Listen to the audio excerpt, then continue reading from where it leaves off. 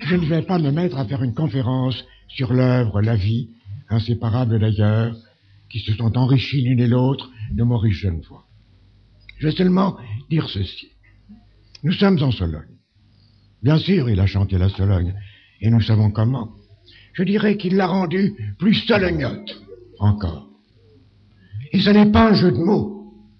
C'est une chose vraie, profonde, sérieuse, je crois. Car c'est comme ça partout où Genevoix a été, partout où il a regardé, écouté, entendu, car il sait écouter et entendre, mieux que nous. Partout où il est allé, dans ces grands pays lointains, comme dans notre terroir où il était déjà. Eh bien, partout, il a vu au-delà des apparences. Il a rendu les choses plus vraies, plus profondes qu'elles ne sont pour chacun de nous. Et justement à cause de cela, parce qu'il sait voir, entendre, et ensuite exprimer. Et comment? Vive la Sologne! Qu'elle reste solognote, qu'elle reste la Sologne de Maurice Genevoix, qui lui a donné sa signification, qui l'a pour ainsi dire expliquée à elle-même, expliquée aux Solognots. Et je dis, souhaitons que cette Sologne reste solognote, c'est-à-dire qu'elle résiste, comme l'a dit tout à l'heure monsieur l'inspecteur d'académie, à cette vague du monde moderne, qui fait déferler sur nous ses artifices, ses prétentions, ses inventions, et qui finira par tout recouvrir, et si l'on peut dire, à déshumaniser la nature et à dénaturer l'homme.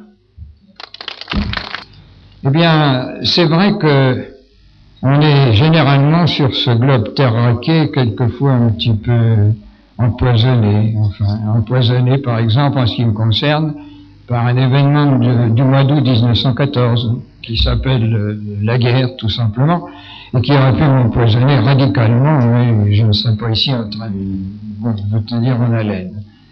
Et bien alors, on est empoisonné encore aujourd'hui et de plus en plus par, disons, l'évolution des mœurs, par la tyrannie de la technique, de la machine, dont on dépend beaucoup trop.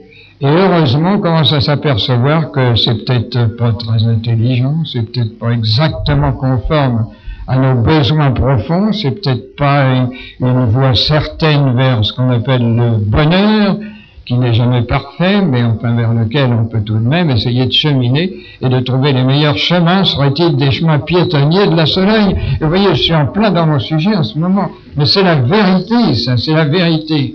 Et alors, ce que je veux vous dire, c'est que vous aussi, vous avez votre empoisonnement qui n'est pas la guerre, mais ce qui m'a ramené, moi, vers ce sens du terroir originel, vers ce besoin de contact direct avec la nature, de participation au monde et à l'acceptation de la vie toute simple qui nous est à tous donnée. Ce qui m'a ramené vers cela, c'est le voisinage, excusez-moi, mais c'est vrai, c'est le voisinage de la mort, c'est la guerre, c'est toutes ces menaces qui faisaient écran entre la vraie vie et ma sensibilité d'homme, d'individu, d'homme vivant. Voilà.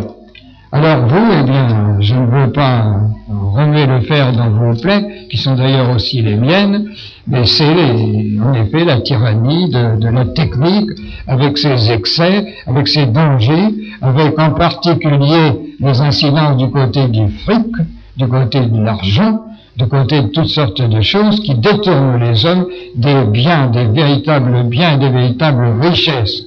Alors, c'est pour ça, moi, j'ai pas tellement bougé au long de ma carrière d'écrivain, mais il s'est trouvé que je sens que l'époque, que mes contemporains me rejoignent et me donnent rétrospectivement raison, si bien que on l'a dit déjà que je devenais une espèce d'auteur d'avant-garde. C'est formidable.